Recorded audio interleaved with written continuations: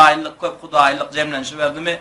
Allah bilen yine başga zatlara ibadet etmeklik jemlenşiberdim ola demeýär. Näme musulman hasaplanylmaýar.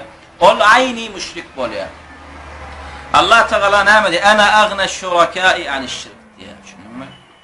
Men näme şärik edilen zatlardan näme pek diýär. Men şärikli näme edilen ibadata näme hiç näme seretmeýänni.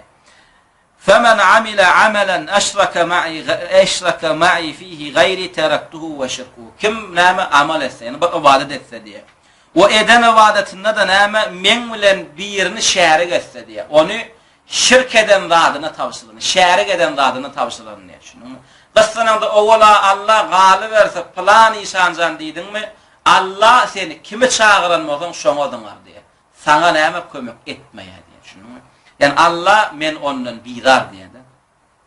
Ve fi riwayetin fe huve lillezî eşraka ve ana minhu berî diye. Şu kimi maňa şärik eden bolsa diye şoňa beriler diye. Men ola oğullan pek diye. Şunu طيب الله لا يرضى أن يشرك معه أحد في أي نوع من أنواع العبادات. Näme Allah Teala o şirk edilen zatyn peýaken, o müşrikden bidarken sebep eden Allah Teala onun bilen bile hiçbirinin hiçbir ibadetde näme şärik edilmekliğine razı bolanaken bel yecibu en tekunul ibadatu kulluha lillah. Belki de näme ibadet diýilen zatlaryň hemmesini şäriksiz näme bir Allah hakyna etmeklik wajib eken. Tayyip, inni kimde kim näme bir Allahlyga, bir Allah ibadet etmeklige gelmese näme etmeleken. Güýjümüz bolsa. Enfal surasynyň 39-njy aýatyny Allah Taala näme diýär? Wa qatiluhum diýär. Näme güýjüň bolsa, näme etmeleken bir Allahlyga gelmene.